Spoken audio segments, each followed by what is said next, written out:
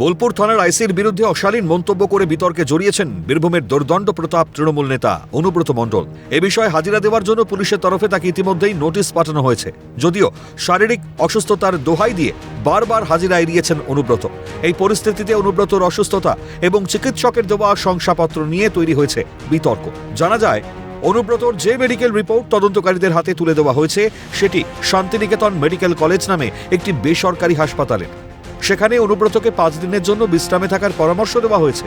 আর তাতে স্বাক্ষর রয়েছে রামপুরহাটের বিএমওএইচ হিটলার চৌধুরীর। এখানেই উঠছে প্রশ্ন যে বেসরকারি হাসপাতালের মেডিকেল রিপোর্ট কি করে একজন বিএমওএইচ এর স্বাক্ষর থাকতে পারে। ঘটনাচক্রে এই শান্তিনিকেতন মেডিকেল কলেজ হাসপাতালটি অনুব্রত ঘনিষ্ঠ মলয় পীঠের। প্রসঙ্গত, গরু পাচার কাণ্ডে অনুব্রতর পাশাপাশি মলয়কেও একাধিকবার জিজ্ঞাসাবাদ করেছিল ইডি, সিবিআই। এদিকে সোমবার বিষয়টি প্রকাশ্যে আসতেই তড়িঘড়ি রামপুরহাট স্বাস্থ্য জেলা সিএমওএইচ দপ্তরে যান তিনি।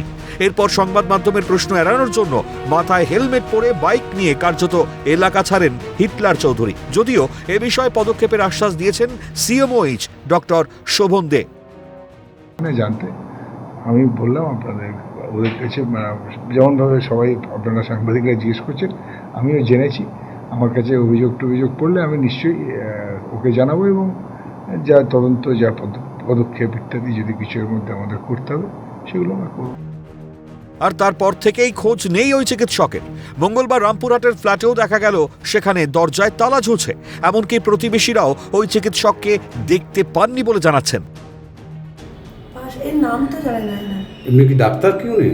তাও জানি না। এই তো মোটামুটি কতদিন হলো, মোটামুটি মাস 2-3 হলো মনে হয় এখানে আসা। এখন কয়েকদিন ধরে দেখা যাচ্ছে না, 2 দিন ধরে দেখা যাচ্ছে না, আসছেও না এখানে। আমরা বহুবার তার কর্মস্থল এবং তার ফ্ল্যাটে যোগাযোগ করেছিলাম। আজকেও এইটাই সেই রামপুরহাটের ফ্ল্যাট, যে ফ্ল্যাটে কিন্তু দেখা যাচ্ছে যে বাইরে থেকে তালা দেওয়া।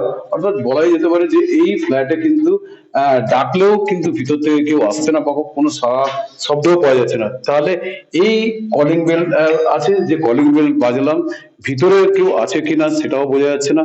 তবে আমরা বেশ কয়েকবার কিন্তু চেষ্টা করেছিলাম এই হিটলার চৌধুরীর সঙ্গে যোগাযোগ করার, কিন্তু হিটলার চৌধুরীর সঙ্গে এখনো পর্যন্ত যোগাযোগ করতে পারছি না। তিনি কর্মস্থলেও নেই, তিনি ফ্ল্যাটেও নেই। তাহলে কোথায় তিনি আছেন? তিনি কি তাহলে পালিয়ে বেড়াচ্ছেন?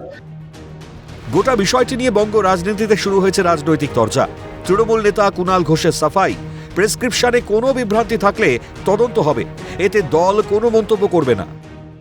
হবে যদি প্রেসক্রিপশনে কোনো বিভ্রান্তি থাকে সেটা তদন্ত হবে, এ ব্যাপারে দল কোনো মন্তব্য করছে না। বিষয়টি নিয়ে শাসক দলকে বিদ্ধে ছাড়েনি গেরুয়া শিবির। বিধানসভায় বিজেপির মুখ্য সচেতক শঙ্কর ঘোষের দাবি, এ বিষয়ে তদন্ত হওয়া প্রয়োজন। করতে পারা যায়। সরকারি হসপিটালে ডাক্তারের কাছে কিসের চাপ, তাদের এই কথাটা মানুষের সামনে এসে বলতে হবে। সেটা কি রাজনৈতিক নেতার চাপ, সরকারি দলের চাপ, নাকি তার ব্যক্তিগত কোনো স্বার্থসিদ্ধি করার জন্য অসৎ উপায়ে তিনি কোনো সময় কারো সুবিধা নিয়েছেন, আজকে তার কারণে ব্ল্যাকমেলিং এর চাপ? ফলে এটা ডাক্তারবাবুরা বলবে। তবে চাপের কারণে আমি কোনো মিথ্যে নথি দিচ্ছি, এটা তো সরকারি স্তরে মানা যায় না। ফলে এক্ষেত্রেও তদন্ত হওয়া উচিত বলে আমি মনে করি। স্বভাবতই প্রশ্ন উঠছে, হাজিরা এড়াতেই কি অসুস্থতার দোহাই দিচ্ছেন অনুব্রত? কেন বেসরকারি হাসপাতালের সার্টিফিকেটে স্বাক্ষর বিএমওএইচ এর? এই ঘটনায় রাজ্যের স্বাস্থ্য ব্যবস্থার ত্রুটি বিচ্যুতিই কি সামনে আসছে না? প্রশ্ন ওয়াকিবহাল মহলের। অমরনাথ দত্ত ও ভোলানাথ চক্রবর্তীর রিপোর্ট, ক্যালকাটা নিউজ।